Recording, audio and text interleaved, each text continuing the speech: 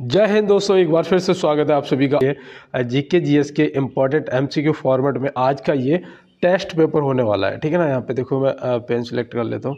आज का ये आपका टेस्ट पेपर है, ठीक है ना। यहाँ पे आपको 50 क्वेश्चन मिलेंगे और उसमें से आपका क्या स्कोर हो रहा है ये आप ज़रूर कमेंट बॉक्स में बताएंगे। जो है आपका ये टेस्ट पेपर है, ठीक है ना। तो यहाँ पे आप बताइएगा कि पेरिस ओलंपिक में विनेश फोगाट को किस भार वर्ग में आयोग घोषित किया गया है। तो भैया मैं आपको बता दूं, इन्हें फाइनल में किया गया था, है ना। इनका थोड़ा सा वेट बढ़ गया था 100 ग्राम, तो इन्हें फिर आयोग को घोषित कर दिया, वो भी फाइनल में। तो यहाँ पे याद रखना भैया ये 50 किलोग्राम में थी, ठीक है ना। कौन से वर्ग में थी? 50 किलोग्राम में थी, तो ये आप याद रखेंगे। तो बिल्कुल दोस्त, और ये क्वेश्चन आपके लिए इंपॉर्टेंट बन सकता है क्योंकि ये पेरिस ओलंपिक से संबंधित है। और चलता है अपने अगले प्रश्न पे। मनुष्य एक सामाजिक प्राणी है, यह कथन किसका है? तो भैया इसका जवाब करिएगा कमेंट बॉक्स में। मैं उम्मीद करता हूँ आपने जवाब कर दिया होगा। और यहाँ पे जो हमारा सही जवाब है वो हो जाएगा अरस्तु। ऑप्शन ए यहाँ पे क्या हो जाएगा? हमारा सही जवाब हो जाएगा। और देखो मैगस्थनीज से इंडिका जरूर याद रखना, इनकी एक पुस्तक थी इंडिका, ठीक है ना। ये जरूर याद रखना, हो सकता है पूछ लिया जाए। आचार्य चाणक्य जी से आप वो याद रखना, अर्थशास्त्र है ना, अर्थशास्त्र। कौटिल्य, विष्णुगुप्त, है ना। तो ये इनके नाम है, कौटिल्य, ये आप याद रखना। और इनसे अर्थशास्त्र को आप जरूर याद रखिएगा। और ये आपको बता दूं, ये चंद्रगुप्त मौर्य के प्रधानमंत्री भी थे, है ना। सम्राट चंद्रगुप्त मौर्य के ये प्रधानमंत्री थे। चंद्रगुप्त मौर्य ने मौर्य वंश की स्थापना की थी। और चलते हैं इसके साथ में अपने अगले प्रश्न पे। देखो यहाँ दिया है, हाल ही में कहाँ से रुद्रा एम सेकेंड मिसाइल का सफल परीक्षण किया गया है? तो भैया रुद्राम सेकेंड मिसाइल का सफल परीक्षण किया गया है। तो आप यहाँ पे क्या बताएंगे? देखो भैया मैं आपको बताऊं, यहाँ पे आपका जो सही जवाब है वो तो हो जाएगा उड़ीसा तट से, है ना। उड़ीसा तट से जो वायुसेना है ना, वायुसेना के प्लेन से किया गया था, तो ये आप याद रखेंगे। और उड़ीसा के तट से किया गया था। तो बिल्कुल आप इसको नोट कर लो, देखो आपके लिए इंपॉर्टेंट है, स्क्रीनशॉट ले लो। और चलते हैं अपने अगले प्रश्न की तरफ। देखो हाँ दिया है, किस शहर ने अपने आप को वैश्विक गेमिंग बाजार में एक प्रमुख खिलाड़ी बनाने के लिए गेमिंग वीज़ा लॉन्च किया है? तो भैया देखो ये आपके करंट से संबंधित क्वेश्चन है। और यहाँ पे आप बताइएगा कि वो कौन सा देश है, कौन सा शहर है। तो यहाँ पे आपका जो बिल्कुल सही जवाब है वो दुबई हो जाएगा। क्या हो जाएगा दोस्त? दुबई हो जाएगा, जो कि ऑप्शन ए में दिया गया है। तो बिल्कुल आप ध्यान रखेंगे। और चलते हैं इसके साथ में अपने अगले प्रश्न पे। तो यहाँ पे दिया है, ओलंपिक प्रतीक में काला गोला किसे दर्शाता है? ओलंपिक प्रतीक में काला गोला किसे दर्शाता है? तो फटाफट इसका जवाब करिएगा। सॉरी। और यहाँ पे देखिए मैं आपको बताऊँ, यहाँ पे जो हमारा सही जवाब है ना वो हो जाएगा इनमें से कोई नहीं। सॉरी, इनमें से कोई नहीं।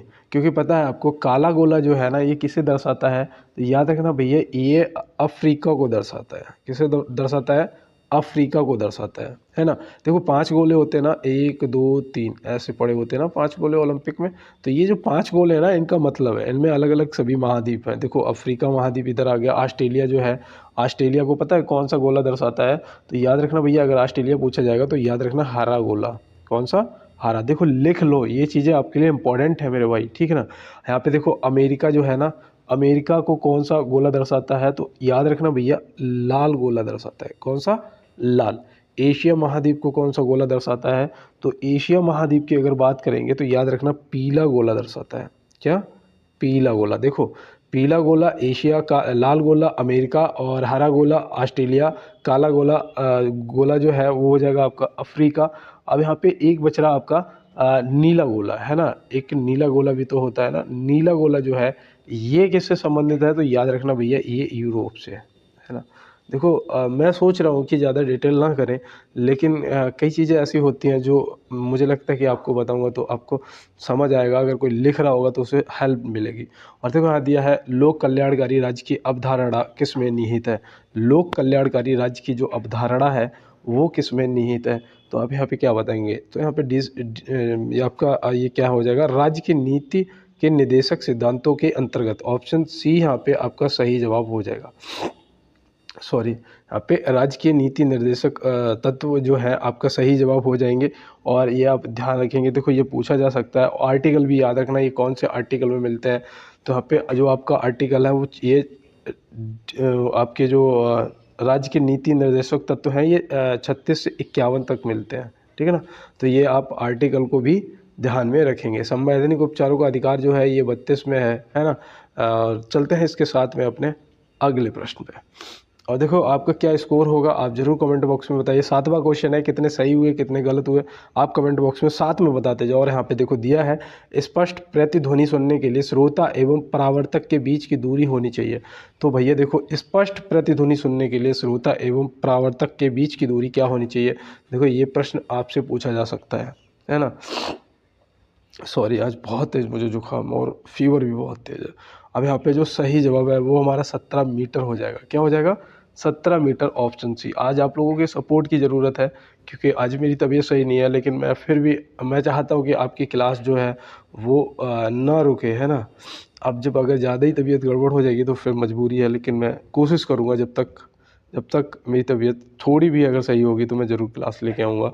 और देखो एक चीज़ बता दूँ कि स्पष्ट देखने के लिए जो न्यूनतम दूरी होती है वो 25 सेंटीमीटर होती है। ये भी याद रखना, ये भी पूछ लिया जाता है, ठीक है ना।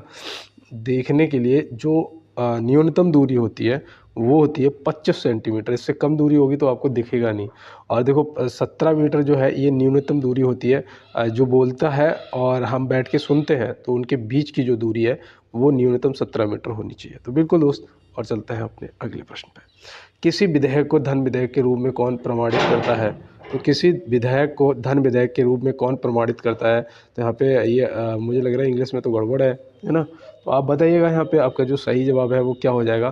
तो बिल्कुल ऑप्शन सी, लोकसभा अध्यक्ष। ऑप्शन सी यहाँ पे हमारा सही जवाब हो जाएगी। और मुझे पता है आपने शायद राष्ट्रपति जी को भी कुछ लोगों ने किया होगा।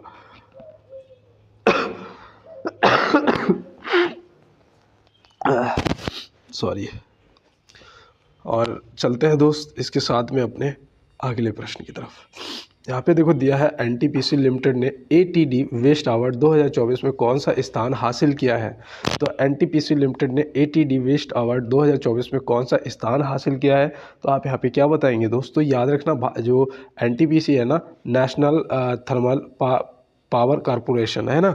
तो इसका जो एटीडी वेस्ट अवार्ड में ना इसने तीसरा स्थान हासिल किया है। सॉरी, कौन सा स्थान? तीसरा स्थान हासिल किया है। और इसका जो इस एटीडी वेस्ट अवार्ड जो है इसका आयोजन जो है ना वो कहाँ पर हुआ था। याद रखना, अमेरिका में हुआ था। कहाँ पर? सॉरी, अमेरिका में हुआ था। तो ये भी आप ध्यान रखेंगे। तो बिल्कुल दोस्त, चलते हैं इसके साथ में अपने अगले प्रश्न की तरफ। देखो यहाँ दिया है, सत्य शोधक समाज की स्थापना कब हुई थी।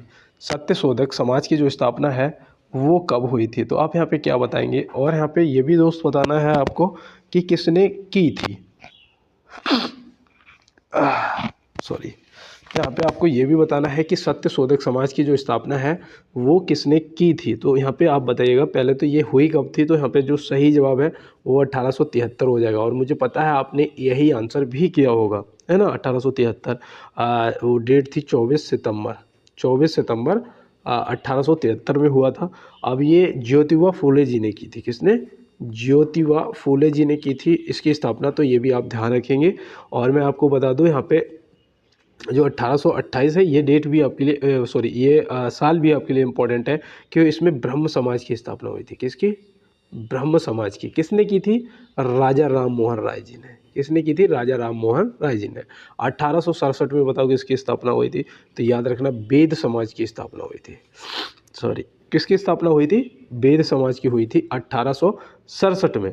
किसने की थी? तो याद रखना, केशव चंद्र सेन जी ने। किसने? केशव चंद्र सेन जी। तो केशव चंद्र सेन जी को भी आप याद रखेंगे। स्क्रीनशॉट ले लो दोस्त। और चलते हैं अपने अगले प्रश्न की तरफ। राज्य की तेजपुर लीची को जीआई टैग मिला है।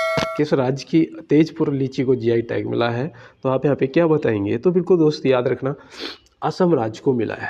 किसे मिला है? असम राज्य को मिला है। तो ये भी आप ध्यान रखना। और देखो यहाँ पे महाराष्ट्र के चीकू को भी मिला है ना। चीकू को भी मिला है। और वो अलीबाग क्या था? अलीबाग सफ़ेद प्याज, है ना। अलीबाग सफ़ेद प्याज। तो सफ़ेद प्याज को भी आप ध्यान रखेंगे। अलीबाग सफ़ेद प्याज को भी। उत्तर प्रदेश की तिरंगा बर्फ़ी तो ज़रूरी याद रखना। और मैं आपको बता दूं, माफ़ी चाहता हूँ, देखो मैं आपको बता दूं तिरंगा बर्फ़ी के साथ साथ हुए सबसे ज़्यादा जो जीआई टैग मिले हैं ना वो उत्तर प्रदेश को ही मिले हैं। अभी प्रेजेंट टाइम में कितने मिल चुके हैं? शायद 75 मिल चुके हैं, 75 है ना। तो चलते हैं दोस्त अपने अगले प्रश्न पे। देखो यहाँ दिया है, संविधान के किस अनुच्छेद द्वारा अखिल भारतीय सेवाओं का प्रावधान किया गया है। संविधान के किस अनुच्छेद द्वारा अखिल भारतीय सेवाओं का प्रावधान किया गया है, तो आप यहाँ पे क्या बताएंगे। तो यहाँ पे देखो दोस्तों ने अंदाज से आंसर किया है कि अनुच्छेद 312 है, क्योंकि उन्हें पता है कि 312 तो उन्होंने नहीं देखा था, लेकिन जो 17 है यह अस्पृश्यता उन्मूलन से संबंधित है। 280 जो है ये किससे संबंधित है, मैंने कई बार आपको बताया है कि वित्त आयोग के गठन से, है ना, वित्त आयोग के गठन से। तो बिल्कुल, और यहाँ पे आप स्क्रीनशॉट ले लीजिएगा क्योंकि ये आपके लिए इम्पोर्टेंट है। और चलते हैं दोस्तों अपने अगले प्रश्न की तरफ। देखो यहाँ पे दिया है, फॉर्च्यून ग्लोबल 500 लिस्ट में सर्वोच्च रैंक वाली भारतीय कंपनी कौन है। फॉर्च्यून ग्लोबल 500 लिस्ट में सर्वोच्च रैंक वाली भारतीय कंपनी कौन सी है, तो आप यहाँ पे क्या बताएंगे। याद रखना भैया, भारत की पहले नंबर पे, और यहाँ पे जो टोटल सबका वो हुआ था उसमें याद रखना हमारा जो रिलायंस इंडस्ट्रीज है ये आ गया, ऑप्शन सी, ठीक है ना। इसका वहाँ पे 86वां रैंक था, कितना, 86वां, और भारत में तो पहले नंबर पे फिर आ ही गई है, ठीक है ना। तो याद रखना कि भारत में पहला नंबर, और वैसे 86वें नंबर पर ये ग्लोबल फॉर्च्यून ग्लोबल 500 लिस्ट में सर्वोच्च रैंक वाली भारतीय कंपनी आपकी रिलायंस है, और ये 86वें स्थान पे है, ये भी ध्यान रखना, भारत में पहले स्थान पे। तो बिल्कुल दोस्त, चलते हैं अपने अगले प्रश्न की तरफ। तो यहाँ दिया है, मैथिली, डोगरी और बोडो भाषा को 8वीं अनुसूची में कब स्थान दिया गया था। देखो मैं आपको बताऊँ, एक भाषा और थी, कौन सी थी, याद आया आपको, संथाली भाषा, है ना, संथाली भाषा, संथाली, मैथिली और डोगरी और बोडो भाषा, 4 भाषा है, और ये 8वीं अनुसूची में इन्हें कब स्थान दिया गया था, तो आप यहाँ पे क्या बताएंगे। तो यहाँ पे याद रखना आपका जो सही जवाब है ना वो 2003 हो जाएगा। क्या हो जाएगा, 2003, ऑप्शन सी जो यहाँ पे दिया गया है आपका सही हो जाएगा। और मैं आपको यहाँ पे बता दूँ, ये 92वें संविधान संशोधन द्वारा जोड़ी गई थी, है ना, 92वें संविधान संशोधन द्वारा जोड़ी गई थी। और 8वीं अनुसूची में 22 भाषाएं हैं, कितनी भाषाएं हैं, 22 भाषाएं हैं, तो ये भी आप ध्यान रखेंगे। और मैं आपको बताऊं, अगर कहीं आपको गलती से 2004 लिखा हुआ मिल रहा है ना, तो याद रखना 2003 में ये जोड़ी गई थी, स्थान दिया गया था, लेकिन ये अगर पूछे कि प्रभावी हुआ था, ठीक है ना, ये कब प्रभावी हुई थी, तो 2004 में, ये भी ध्यान रखना। और यहाँ पे सही जवाब आपका हो जाएगा 2003। तो स्क्रीनशॉट ले लो दोस्त, और चलते हैं अपने अगले प्रश्न की तरफ। सॉरी, यहाँ पे दिया है, साल 2023 में सर्वश्रेष्ठ पर्यटन गांव के रूप में कितने गांव को मान्यता दी गई है।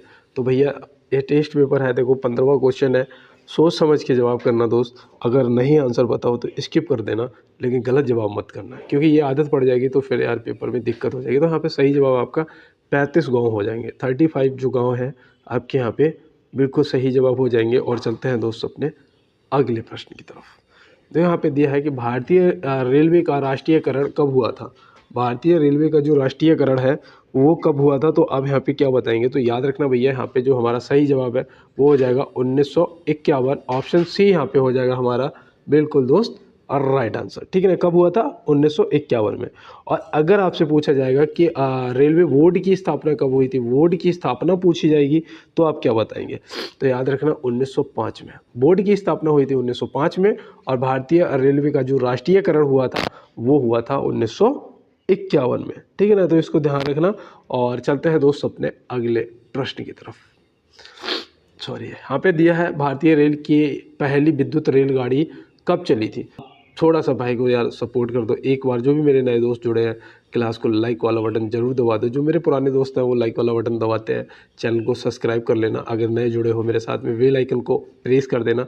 और अगर भाई की थोड़ी सी हेल्प करना चाहते हो तो थोड़ा क्लास को दोस्तों के साथ में शेयर जरूर कर देना, ठीक है ना, पता चल जाता है।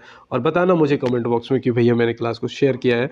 बिना रुके अपने क्लास में और अपने प्रश्न पे। तो यहाँ पे याद रखना 3 फरवरी 1925 को चली थी। कब चली थी, ऑप्शन बी यहाँ पे आपका सही जवाब हो जाएगा। 3 फरवरी 1925 को पहली जो विद्युत रेलगाड़ी है वो चली थी, मुंबई से चली थी, पता है कहाँ तक, कुर्ला के बीच में, है ना, कुर्ला के बीच में। तो ये भी आप याद रखेंगे, ठीक है ना, मैं लिख देता हूँ कुर्ला। तो मुंबई से कुर्ला के बीच में चली थी 3 फरवरी 1925 को पहली विद्युत रेलगाड़ी। तो ये आप याद रखना। देखो स्क्रीनशॉट ले लो, ये हो सकता है पेपर में पूछ लिया जाए। और चलते हैं दोस्तों अपने अगले प्रश्न पे। देखो यहाँ पे दिया है कि 1857 ईस्वी के सिपाही विद्रोह के समय अंग्रेजी अधिकारी कौन था। तो भैया देखो 1857 की क्रांति से मुझे लगता है कि कोई एक ना एक क्वेश्चन पूछा जाएगा, इसलिए मैं आपको ज़्यादातर कोशिश करता हूँ करवाने के क्वेश्चन। तो यहाँ पे याद रखना उस टाइम भी आपका ये था कैनिंग। कौन था? ऑप्शन सी कैनिंग था, ठीक है ना, अंग्रेजी अधिकारी। और याद रखना 57 में ये हुआ था ना, 1856 में इसी के शासनकाल में वो हुआ था, क्या कहते हैं, विधवा पुनर्विवाह, है ना। विधवा पुनर्विवाह की जो शुरुआत है वो भी इसी के शासनकाल में हुई थी, विधवा पुनर्विवाह। तो ये भी आप याद रखेंगे और इसे क्या करेंगे, इसे आप नोट कर लेंगे। तो बिल्कुल दोस्त चलते हैं अपने अगले प्रश्न पे। तो यहाँ दिया है निम्न में से नमामि गंगे कार्यक्रम का प्राथमिक लक्ष्य क्या है। निम्न में से नमामि गंगे कार्यक्रम का प्राथमिक लक्ष्य क्या है, तो आप यहाँ पे क्या बताएंगे। देखो सॉरी, पहले तो देखो यहाँ पे हो जाएगा गंगा नदी को स्वच्छ और संरक्षित करना, है ना। ऑप्शन बी यहाँ पे क्या हो जाएगा मेरे भाई, आपका बिल्कुल राइट आंसर हो जाएगा। और मैं उम्मीद करता हूँ कि इस क्वेश्चन को भी आपने नोट कर लिया होगा, स्क्रीनशॉट ले लिया होगा। यहाँ पे देखो दिया है कि निम्न में से प्रथम विश्व युद्ध कब हुआ था। निम्न में से प्रथम विश्व युद्ध जो है वो कब हुआ था, तो याद रखना भाई 1914 से 1918 तक चला था। तो यहाँ पे ऑप्शन बी हमारा सही जवाब हो जाएगा। और द्वितीय विश्व युद्ध जो है वो भी अगर पूछ लिया जाए तो याद रखना भैया ये 1939 में स्टार्ट हुआ था और 1945 तक चला था। तो ये भी आप ध्यान रखेंगे, ठीक है ना। 1939 से स्टार्ट हुआ था द्वितीय, 1945 तक, और प्रथम जो है 1914 से 1918 तक। ये पूछा जा सकता है। और चलते हैं दोस्त अपने अगले प्रश्न की तरफ। तो यहाँ दिया है कोशिका के नाभिक का आविष्कार किसने किया था। कोशिका के नाभिक का जो आविष्कार है वो किसने किया था दोस्त, तो याद रखना रॉबर्ट ब्राउन ने किया था। किसने किया था? रॉबर्ट ब्राउन ने। मुझे उम्मीद है कि आपने यही आंसर किया होगा, लेकिन अगर मैं यहाँ पे आपसे ये पूछ दूँ कि कब किया था तो आप क्या बताएंगे। तो याद रखना भैया, नोट कर लो, 1831 में किया था। कब किया था? 1831 में किया था। और वो अलेक्जेंडर फ्लेमिंग जो थे उन्होंने किसका आविष्कार किया था, बताओ, याद आ रहा कुछ? सॉरी, याद रखना पेंसिलिन का, है ना। किसका? पेंसिलिन का, 1928 में। तो ये आप याद रखें। पेंसिलिन जो है किसके काम आती है? मधुमेह के काम आती है क्या? मधुमेह बीमारी होती है तो क्या पेंसिलिन दिया जाता है, या किस लिए होता है पेंसिलिन, या आप मुझे ज़रूर बताएंगे। और चलते हैं दोस्त अपने अगले प्रश्न की तरफ। तो यहाँ दिया है टेबल टेनिस से जुड़ा अंतर्राष्ट्रीय शासी निकाय क्या है। टेबल टेनिस से जुड़ा अंतर्राष्ट्रीय शासी निकाय जो है वो क्या है? ICC है, FIH है, या ITTP है। तो भैया यहाँ पे ITTP अगर जिसने भी सोचा था, जिसने भी आंसर किया है, उसका सही हो जाएगा, क्योंकि इंटरनेशनल टेबल टेनिस फेडरेशन है ना, इंटरनेशनल टेबल टेनिस फेडरेशन यहाँ पे आपका जो है वो क्या हो जाएगा, बिल्कुल सही जवाब हो जाएगा। अब ये जो इंटरनेशनल टेबल टेनिस फेडरेशन है ये कब बना था, ये भी तो पूछा जा सकता है ना। तो याद रखना भैया 1926 में बना था। कब बना था दोस्त? 1926 में। और ये FIH जो है ये आपके हॉकी से संबंधित है, और ये जो आपका है ये आपका क्रिकेट से संबंधित ICC है ना। तो बिल्कुल दोस्त आप ध्यान रखेंगे, स्क्रीनशॉट ले लो। और चलते हैं अपने अगले प्रश्न पे। तो यहाँ पे दिया है ओलंपिक खेलों में समापन समारोह में मनु भाकर के साथ दूसरे भारतीय ध्वजवाहक कौन थे। तो भैया बताओ, ओलंपिक खेलों में समापन समारोह में मनु भाकर के साथ दूसरे भारतीय ध्वजवाहक कौन थे। देखो मैंने आपसे कहा ना कि ओलंपिक से क्वेश्चन पूछे जा सकते हैं, तो बिल्कुल अपने सब तैयार कर लेना। ये पता कौन थे? तो यहाँ पे याद रखना जो मशहूर हॉकी गोलकीपर है ना, हॉकी के गोलकीपर, मशहूर हॉकी गोलकीपर बोल सकते हैं, श्री जैस जी, जो कि अब हॉकी के कोच बन गए है ना, और अब इन्होंने संन्यास ले लिया है। तो ये भी आप ध्यान रखेंगे। और चलते हैं अपने अगले प्रश्न की तरफ। देखो यहाँ दिया है बाल श्रमिक विद्या योजना किस राज्य से संबंधित है। बाल श्रमिक विद्या योजना, देखो योजनाएं जो हैं ये भी अपनी रेडी रखना। और ये मैंने आपको पहले भी बताया था कि उत्तर प्रदेश से संबंधित है। और दूसरा मैंने एक उत्तर प्रदेश से आपको और बताई थी, मातृभूमि योजना, है ना। यहाँ पे देखो मैं गलत लिख रहा हूँ सॉरी, देखो मैंने बताई थी मातृभूमि योजना, है ना, भूमि योजना। मैं आपको बताऊँ आज थोड़ा तबीयत सही नहीं है ना, तो अगर कोई गलती हो जाए तो मैं उसके लिए पहले ही माफ़ी मांग रहा हूँ। और यहाँ पे देखो कर्नाटक से याद रखना एक योजना गृह लक्ष्मी योजना है ना, गृह लक्ष्मी योजना। और गुजरात से तो एक गो ग्रीन, आपको मैंने कई बार बताया, और हो सकता है कि गो ग्रीन पूछ भी लिया जाए, है ना। गुजरात से गो ग्रीन योजना याद रखना। और चलते हैं इसके साथ में अपने अगले प्रश्न पे। तो यहाँ पे दिया है सिडबी के अध्यक्ष एवं प्रबंध निदेशक का कार्यभार हाल में किसने संभाला है। तो भैया बताओ, यहाँ पे सिडबी के अध्यक्ष एवं प्रबंध निदेशक का कार्यभार जो है वो हाल में किसने संभाला है, तो यहाँ पे आपके जो सही जवाब है वो क्या होंगे। तो बिल्कुल आप यहाँ पे याद रखना श्री मनोज मित्तल जी आपके सही जवाब हो जाएंगे। अगर आपसे मैं पूछूं कि सिडबी का मुख्यालय कहाँ स्थित है, बताओ। तो मेरे कई दोस्त ऐसे होंगे जो ये कह रहे होंगे कि मुझे याद है लेकिन दिमाग में नहीं आ रहा या जवान पे नहीं आ रहा। तो बिल्कुल दोस्त ऐसे ही होता है, लखनऊ है सिडबी का मुख्यालय, है ना। तो ये आप याद रखना, स्क्रीनशॉट ले लो और चलते हैं इसके साथ में अपने अगले प्रश्न की तरफ। तो यहाँ दिया है ओलंपिक में भारत के लिए सबसे कम उम्र का पदक विजेता कौन है। ओलंपिक में भारत के लिए सबसे कम उम्र का पदक विजेता जो है वो कौन है। तो आप यहाँ पे क्या बताएंगे, तो यहाँ पे देखो भैया, वो आपके सही जवाब है अमन सहारावत जी। अमन सहारावत जी, ऑप्शन सी। याद रखना इनने कौन सा वो जीता है मेडल, तो याद रखना कांस्य मेडल जीता है। कौन सा, कांस्य मेडल जीता है। तीसरा और एक चीज़ याद रखना, इन्हें कौन सी उम्र में जीता है, तो याद रखना 21 साल।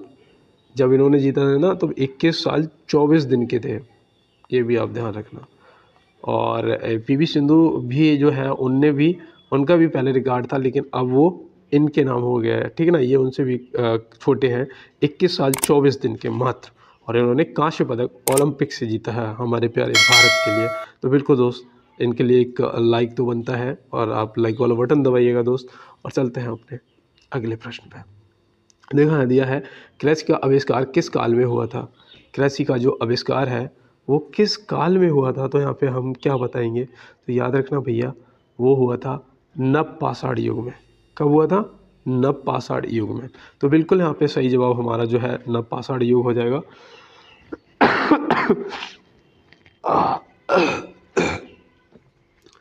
सॉरी, माफ़ी चाहता हूँ। और यहाँ पे सॉरी, याद रखना जो पूरा पाषाण युग है ना, इसमें आग का आविष्कार हुआ था। प्राग ऐतिहासिक काल है जो इससे पता है एक चीज़ याद रखना, अगर आपसे पूछा जाए कि प्राग ऐतिहासिक काल किसे कहते हैं, तो याद रखना जिस काल का कोई लिखित वर्णन ना हो, है ना, इसका कोई लिखित वर्णन नहीं है, उसे क्या कहोगे, प्राग ऐतिहासिक काल। तो ये भी याद रखना, पूरा पाषाण काल में आपकी आग, न पाषाण युग में आपकी कृषि। तो बिल्कुल ध्यान रखेंगे और चलते हैं अपने अगले प्रश्न में। पूर्वी मध्य रेलवे का मुख्यालय कहाँ स्थित है। देखो ये गलत नहीं होना चाहिए, है ना। यहाँ पे आपने बिल्कुल सही जवाब क्या होगा, कर दिया ना। तो मैं आपको बता दूं यहाँ पे आपका सही जवाब हो जाएगा ऑप्शन डी, इनमें से कोई नहीं। क्योंकि देखो सॉरी, पूर्वी मध्य रेलवे का जो मुख्यालय है वो आपका है हाजीपुर। कहाँ है दोस्त, हाजीपुर, ठीक है ना। अब यहाँ पे एक चीज़ याद रखना, सिकंदराबाद में आपका कौन सा है, लिख लो एक बार, दक्षिण मध्य रेलवे का, दक्षिण मध्य रेलवे का। इलाहाबाद में कौन सा है, तो याद रखना उत्तर मध्य रेलवे का, है ना। भुवनेश्वर में मैंने आपको पहले ही बताया था कि भुवनेश्वर जो उड़ीसा के पास है, तो ये तटीय वाला है। तो यहाँ पे कोई तटीय पूछेगा तो याद रखना पूर्वी तटीय रेलवे, है ना। पूर्वी तटीय रेलवे का जो मुख्यालय है वो भुवनेश्वर में, और सही जवाब आपका हाजीपुर हो जाएगा, ठीक है ना। और इनमें से कोई नहीं। तो बिल्कुल यहाँ पे ऑप्शन डी जिसने भी टिक किया है आपका बिल्कुल राइट आंसर हुआ है। और चलते हैं दोस्तों अपने अगले प्रश्न पे। तो यहाँ दिया है निम्नलिखित में से ऑपरेशन अमानत किससे संबंधित है। निम्नलिखित में से ऑपरेशन अमानत जो है वो किससे संबंधित है। भैया ये भारतीय रेलवे से संबंधित है ना, भारतीय। और आहट था एक, है ना, ऑपरेशन आहट, वो भी मैंने आपको बताया था। ऑपरेशन अमानत भी बताया था। ये अमानत किस लिए चलाया गया था कि भैया देखो जो यात्रियों का सामान खो जाता है ना, बैग है, फ़ोन है, पर्स है, ये सब चीज़ें जो बैग में खो जाती हैं उन्हें क्या करता है भारतीय रेलवे ट्रेस करता है और यात्रियों तक वापस पहुंचाता है। तो ये आप ध्यान रखेंगे। और चलते हैं अपने अगले प्रश्न पे। देखो यहाँ पे दिया है नाभिकीय रिएक्टर सबसे पहले किसने बनाया था। नाभिकीय रिएक्टर जो है सबसे पहले किसने बनाया था, तो आप यहाँ पे क्या बताएंगे। तो यहाँ पे याद रखना भैया सबसे पहले बनाया था एनरिको फर्मी ने, है ना, एनरिको फर्मी। ऑप्शन बी यहाँ पे सही जवाब हो जाएगा। भारत का जो पहला नाभिकीय रिएक्टर है वो पता कौन सा था, उसका नाम पता है, अप्सरा था। क्या था, अप्सरा। ये अप्सरा जो है इसे कब निर्मित किया गया था, तो याद रखना इसे निर्मित किया गया था 4 अगस्त 1956। हाँ सही है, 1956 को, 4 अगस्त 1956 को ये भारत का पहला अप्सरा निर्मित किया गया था। तो यह याद रखोगे। और नाभिकीय रिएक्टर सबसे पहले किसने बनाया था, एनरिको फर्मी ने बनाया था। तो ये भी आप ध्यान रखेंगे, स्क्रीनशॉट ले लो। और चलते हैं दोस्तों अपने अगले प्रश्न पे। देखो यहाँ पे दिया है मुगल सत्ता की पुनर्स्थापना हुमायूं ने कब की थी। देखो ये ना, इसका जवाब अगर किसी ने गलत किया है तो आप पेन कॉपी उठा लो, क्लास को रोक लो यहीं, और मैं जो बताने वाला हूँ पूरा नोट कर लो। देखो देखो यहाँ पे याद रखना कि हुमायूं ने 1956 में दोबारा स्थापना कर दी थी मुगल सत्ता की, है ना। मुगल सत्ता में आप एक चीज़ याद रखना, देखो पहला तो आप याद रखना बाबर को, ठीक है ना, पहला बाबर याद रखना, दूसरा हुमायूं को याद रखना, ठीक है ना। मैं इसको एक ट्रिक बता देता हूँ, BHA और JSA, ठीक है ना, सॉरी। देखो बी से आपका बाबर हो जाएगा, है ना, बाबर, तो बिल्कुल आप याद रखेंगे। अब देखो एच से हुमायूं हो जाएगा, ठीक है ना, आ से अकबर हो जाएगा, जा से जहांगीर हो जाएगा, सा से शाहजहां हो जाएगा, और आ से आपका कौन सा हो जाएगा, आ से आपका औरंगजेब हो जाएगा, ठीक है ना। पहले तो ये याद रखना, ये ट्रिक देखो। अब देखो यहाँ पे किसने कब तक शासन किया, तो याद रखना इसने 1526 में जो पानीपत का प्रथम युद्ध लड़ा था ना, उसके बाद इसका जो लास्ट था वो 1530 था, ठीक है ना, इसका शासन बाबर का। 1526 में पानीपत, फिर पानी पिया, फिर खानवा, मतलब 1527 में खानवा का, फिर खाना खा के चाय पिया चंदेरी का 1528, फिर 1529 घग्गर मतलब घर चला गया। तो ऐसे मैंने ट्रिक से आपको पूरा याद कराया था, है ना। फिर हुमायूं याद रखना, हुमायूं ने 1530 से 1540 तक शासन कर पाया। इसके बीच में एक वो आया क्या, सूरी वंश, कौन सा, सूरी वंश। तो सूरी वंश भी याद रखना, देखो सूरी वंश आया, सूरी वंश ने फिर कब तक शासन किया, इसने ये हार गया, तो 1540 से लेके और 1555 तक भाई सूरी वंश ने शासन किया, ठीक है ना। ये चीज़ आप याद रखना, 1540 से 1555 तक। फिर 1555 में हुमायूं ने दोबारा जीत लिया और फिर से मुगल वंश जो है स्थापना कर दी। तो इसलिए याद रखना, यहाँ पे प्रश्न पूछा जाता है। अब यहाँ पे जो अकबर था सबसे लंबा भैया इसी का था। 1556 में पानीपत का जो द्वितीय युद्ध हुआ था, है ना, 1556 में, और फिर इसका चला था ये इसका जो काल था वो 1605 तक। कब तक, 1605 तक। यहाँ पे पूरा आएगा नहीं इसलिए मैं नहीं लिख रहा हूँ, 1605 तक। और फिर ये जो जहांगीर था, जहांगीर का 1605 से 1627 तक। और फिर ये जो शाहजहां था, शाहजहां का जो था काल, ये याद रखना 1627 से 1658 तक, 1627 से 1658। और यहाँ पे देखो इसका औरंगजेब का इधर लिख देता हूँ, ये 1658 से इसका काल चला था 1707 तक, है ना। सबसे लंबा किसका रहा, अकबर का रहा कार्य। तो ये भी आप याद रखना, स्क्रीनशॉट ले लो दोस्त। और मैं उम्मीद करता हूँ कि अगर आपने नोट किया ना तो ये कभी नहीं भूलोगे। और चलते हैं दोस्त अपने अगले प्रश्न में। देखो यहाँ दिया है, कौन सा स्थान था जो 1857 के विद्रोह से अछूता रहा था।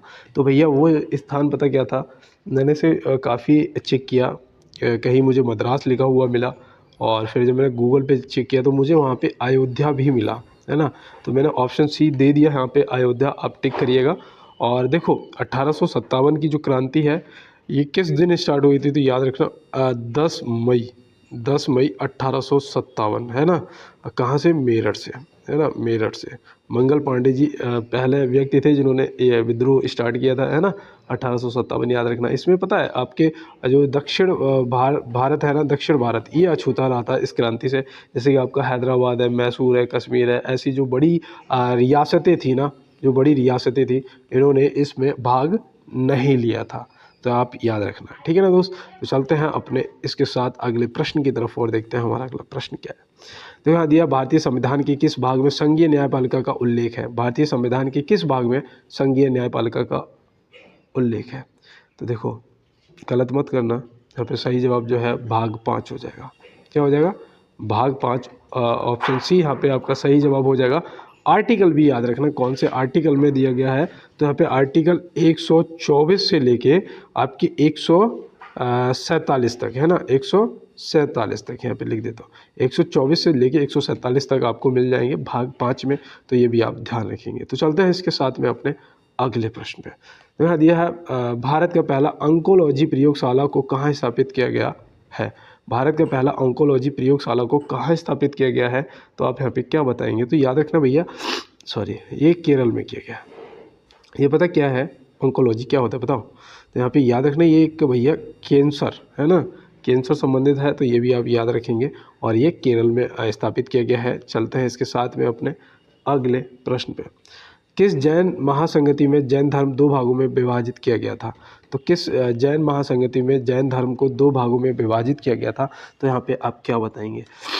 सॉरी, आज बाकी में बहुत तेज ऐसा लग रहा है कि मुझे बहुत भयंकर तरीके से फीवर आने वाला है, क्योंकि मैं जल्दी बीमार नहीं होता हूँ, और जब होता हूँ तो फिर हालत बिगड़ जाती है दोस्त।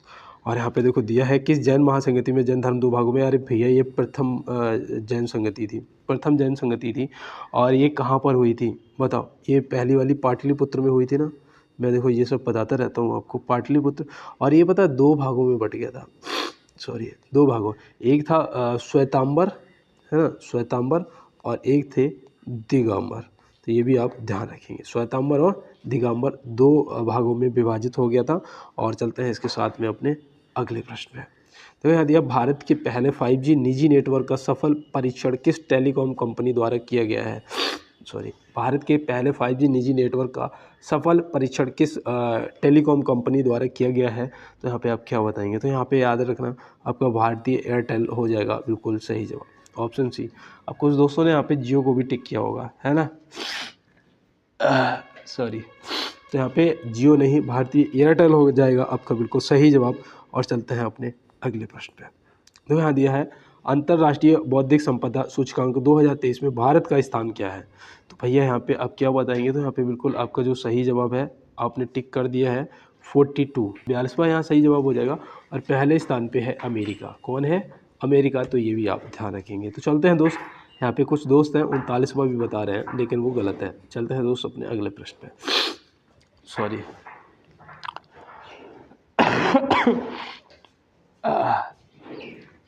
देखो यहाँ दिया है, संयुक्त राष्ट्र में भारत के नए राजदूत के रूप में किसे नियुक्त किया गया है? तो संयुक्त राष्ट्र में भारत के नए राजदूत के रूप में किसे नियुक्त किया गया है? तो आप यहाँ पे क्या बताएंगे? पी हरीश जी को। ऑप्शन ए यहाँ पे क्या हो जाएगा हमारा सही जवाब। और देखो संयुक्त राष्ट्र का जो मुख्यालय है वो कहाँ है बताओ? याद है? नहीं, न्यूयॉर्क भैया। कहाँ है दोस्त? न्यूयॉर्क में। स्क्रीनशॉट लो और PDF मैं आपको दे दूँगा, ठीक है। अभी थोड़ा तबीयत सही नहीं है, शाम तक हो जाएगी और मैं आपको इसका PDF ज़रूर दे दूँगा। तो यहाँ दिया है, सॉरी, लक्ष्मीबाई राष्ट्रीय शारीरिक शिक्षा संस्थान कहाँ स्थित है? तो लक्ष्मीबाई लक्ष्मीबाई राष्ट्रीय शारीरिक शिक्षा संस्थान कहाँ स्थित है? तो आप यहाँ पे क्या बताएंगे? तो यहाँ पे जो हमारा सही जवाब है वो होना चाहिए मध्य प्रदेश। मध्य प्रदेश के उसमें है ग्वालियर में। कहाँ पर? ग्वालियर में। तो ये भी आप याद रखना। और मैं यहाँ पे एक चीज़ यहाँ से और याद रखना, इसका जो स्थापना है वो 1957 में किया गया था, है ना। इसका स्थापना कब किया गया था? 1957। और ये एशिया का पहला है, एशिया का पहला है। तो ये भी याद रखना और इसे नोट करना है, स्क्रीनशॉट लेना है। और चलते हैं दोस्त अपने अगले प्रश्न की तरफ। देखो यहाँ पे दिया है, शिव समुद्रम जलप्रपात किस नदी पर स्थित है? शिव समुद्रम जलप्रपात किस नदी पर स्थित है? तो यहाँ पे आप क्या बताएंगे दोस्त? यहाँ पे जो आपका सही जवाब है वो हो जाएगा कावेरी नदी पर। क्या हो जाएगा? ऑप्शन ए कावेरी नदी हो जाएगा यहाँ पे आपका बिल्कुल सही जवाब। इसकी जो ऊंचाई है ना दोस्त, याद रखना 90 मीटर है। शरावती नदी पर बताओ कौन सा जलप्रपात स्थित है? तो वो भैया जोगिया गरसोप्पा है ना, जोगिया गरसोप्पा। इसकी जो ऊंचाई है ना वो कितनी है? 260 मीटर है ना, सॉरी 260 मीटर। तो ये भी याद रखना। नर्मदा पे कौन सा है? तो नर्मदा पे है धुआंधार। कौन सा है? धुआंधार। ये भी आप याद रखना, धुआंधार जलप्रपात। इसकी ऊंचाई जो है 10 मीटर है। तो ये भी याद रखना। और एक वो है हुंडरू जलप्रपात। हुंडरू जलप्रपात जो है वो सुवर्ण रेखा जो है उस पर स्थित है नदी पर, और उसकी जो ऊंचाई है वो 74 मीटर है। तो ये भी आप हुंडरू जलप्रपात को भी याद रखेंगे। तो बिल्कुल दोस्त आपने नोट कर लिए होंगे, स्क्रीनशॉट ले लिया होगा। चलते हैं अपने अगले प्रश्न में। तो यहाँ पे दिया है कि सूरत किस नदी के किनारे स्थित नगर है? सूरत जो है वो किस नदी के किनारे स्थित है? यहाँ पे ये बताना है आपको। तो बिल्कुल दोस्त आपने यहाँ पे सही जवाब कर दिया होगा। क्या किया है दोस्त? चलो सभी लोग आंसर करो इसका, इनमें से कोई नहीं, क्योंकि सूरत जो है वो ताप्ती नदी के किनारे स्थित है। ताप्ती, ठीक है ना, ताप्ती नदी के किनारे स्थित है। गंगा के किनारे आपका हरिद्वार है, वाराणसी है, ये सब स्थित है ना, ये आप याद रखेंगे। और गोमती के किनारे आपका लखनऊ है ना, लखनऊ को भी याद रखेंगे। गोमती के किनारे है, चंबल के किनारे आपका कोटा हो जाएगा, कोटा, तो ये भी आप याद रखेंगे। तो बिल्कुल दोस्त आपके लिए इम्पोर्टेंट है, आप ध्यान में रखना, नोट कर लो, स्क्रीनशॉट ले लो और चलते हैं अपने अगले प्रश्न पे। जो यहाँ पे दिया है, आदि मानव ने सर्वप्रथम किस पशु को पालतू बनाया था। तो आदि मानव ने सर्वप्रथम किस पशु को पालतू बनाया था आप पे, और यहाँ पे याद रखना आदि मानव ने सर्वप्रथम किस पशु को पालतू बनाया था, तो वो बनाया था कुत्ते को। ऑप्शन सी यहाँ पे आपका सही जवाब हो जाएगा। और चलते हैं दोस्तों इसके साथ में अपने अगले प्रश्न की तरफ। देखो यहाँ पे दिया है, सर्वप्रथम किस सुल्तान ने सिंचाई कर लगाया था। सर्वप्रथम किस सुल्तान ने सिंचाई कर लगाया था, तो यहाँ पे आप क्या बताएंगे दोस्त। तो यहाँ पे बिल्कुल सही जवाब आपका फिरोज शाह तुगलक हो जाएगा। क्या हो जाएगा, फिरोज शाह तुगलक। अब देखो इसे पता है सिंचाई कर को बोलते थे सर्व ए हुक, है ना, सर्व ए हुक भी बोलते थे सिंचाई कर को, तो ये भी याद रखना। और फिरोज शाह तुगलक ने लगाया था। बिल्कुल दोस्त आप ध्यान रखेंगे। और चलते हैं अपने अगले प्रश्न पे। देखो यहाँ पे दिया है, 17वें नेशनल फिल्म अवार्ड में बेस्ट हिंदी फिल्म का खिताब किस फिल्म को मिला है। तो भैया यहाँ पे आप बताइएगा। और यहाँ पे जो सही जवाब आपका गुलमोहर हो जाएगा, ऑप्शन ए, ठीक है ना, स्क्रीनशॉट ले लो। और चलते हैं अपने अगले प्रश्न की तरफ। समुद्री जल में कौन सा लवण सर्वाधिक मात्रा में पाया जाता है। समुद्री जल में भैया इसमें नमक ही तो पाया जाता है ना, जिसे मीठा नमक भी बोलते हैं, मीठा नमक के नाम से बोलते हैं, सोडियम क्लोराइड, है ना। कितने प्रतिशत होता है पता है आपको, नहीं पता है, नोट कर लो यार, 77.8% होता है। और इसका जो pH मान होता है ना, वो 8 ही होता है, तो 8 होता है। देखो दूसरे नंबर पे मैग्नीशियम क्लोराइड पाया जाता है, और तीसरे नंबर पर मैग्नीशियम सल्फेट पाया जाता है 4% के लगभग, और ये शायद 9 या 10% के लगभग पाया जाता है, ठीक है ना। तो ये भी आप ध्यान रखेंगे और इसका स्क्रीनशॉट ले लेंगे। और चलते हैं अपने अगले प्रश्न की तरफ। तो यहाँ दिया है, सतत विकास सूचकांक में भारत का स्थान क्या है। सतत विकास सूचकांक में भारत का स्थान पूछा है, तो आप यहाँ पे क्या बताएंगे। तो अभी हमारा जो सतत विकास सूचकांक में स्थान है वो 112वां है। कौन सा है, 112वां। और पहले नंबर पे जो है वो है फिनलैंड, ठीक है ना, पहले नंबर पर कौन है, फिनलैंड है। और यहाँ पे अगर कोई 121वें को कर रहा था, माफ़ी चाहता हूँ, 121वें को कोई कर रहा था, तो याद रखना ये भैया आपका 2022 में था, 2022 में था, ठीक है ना। तो ये भी आप ध्यान रखेंगे। और चलते हैं इसके साथ में अपने अगले प्रश्न में। देखो यहाँ दिया है, 37वें राष्ट्रीय खेल 2023 कहाँ आयोजित किए गए थे। आप सभी को बहुत बहुत धन्यवाद, क्यों आपने 20 के जो सब्सक्राइबर हैं कंप्लीट कराने में मेरा बहुत सहयोग किया है, तो इसके लिए मैं आप सभी को दिल से धन्यवाद कहता हूँ। और देखो चलते हैं अपने प्रश्न पे। और यहाँ दिया है 37वें राष्ट्रीय खेल 2023 का कहाँ आयोजित किए गए थे। तो भैया यहाँ पे जो आपका सही जवाब है, याद रखना भैया, गोवा में किए गए थे। कहाँ किए गए थे, गोवा में। इसमें जो प्रथम स्थान पर कौन रहा था, तो याद रखना प्रथम स्थान पर रहा था महाराष्ट्र। क्या रहा था, महाराष्ट्र रहा था, ये भी याद रखना। और जो 38वें खेल है ना, जो 38वें हैं, ये उत्तराखंड में किए गए 2024 में, है ना, 2024 में। तो ये देखो 2023 के हैं, ये 2024 के, ये उत्तराखंड में हुए, यूके मैंने लिख दिया यहाँ पे, और ये आपका गोवा सही जवाब हो जाएगा, है ना दोस्त। तो बिल्कुल चलते हैं अपने अगले प्रश्न पे। देखो यहाँ पे दिया है, निम्न में से पंडित भजन सोपारी संबंधित है। निम्न में से पंडित भजन सोपारी जो है वो किससे संबंधित है। तो भैया ये है संतूर वादक, ये आपके संतूर वादक हैं। और पंडित शिव कुमार शर्मा जो है वो भी है ना। तो यहाँ पे आप दोनों पंडित जी को याद रखेंगे, पंडित भजन सोपारी जी को और पंडित शिव कुमार शर्मा जी को भी, ठीक है ना दोस्त। तो बिल्कुल आप इसका स्क्रीनशॉट ले लो। चलते हैं अपने अगले प्रश्न की तरफ। विनेश फोगाट किस खेल से संबंधित है। देखो शुरुआत हुई थी विनेश फोगाट की क्वेश्चन से, और आज यहाँ पे लास्ट सेकंड लास्ट जो है वो भी उन्हीं से पूछ लिया गया। तो यहाँ पे याद रखना कुश्ती से संबंधित है। किससे, कुश्ती से। निशानेबाजी से कौन संबंधित था बताओ ओलंपिक में, निशानेबाजी से कमेंट बॉक्स में बताना। HW भी तो होना चाहिए ना आज आपके लिए। बैडमिंटन से तो आपको मैं बता ही दूंगा, PV सिंधु है ना, PV सिंधु जी। और टेबल टेनिस से आपके शरत कमल थे, है ना। तो ये सब याद रखना। और चलते हैं अपने लास्ट क्वेश्चन पे। भारतीय जूनियर फुटबॉल हॉकी टीम का नया हेड कोच किसे बनाया गया है। तो भारतीय जूनियर फुटबॉल हॉकी टीम का मैंने आपको शुरुआत में ही बताया था, PR श्रीजेश, है ना। ये जो मशहूर गोलकीपर थे, है ना, हॉकी के सॉरी, तो इन्होंने संन्यास लिया और उसके बाद ये कोच बन गए। तो बिल्कुल दोस्त आप याद रखेंगे, मंडे को मिलते हैं, तब तक के लिए मेरे सभी दोस्तों को मेरा जय हिंद, वंदे मातरम, भारत माता की जय।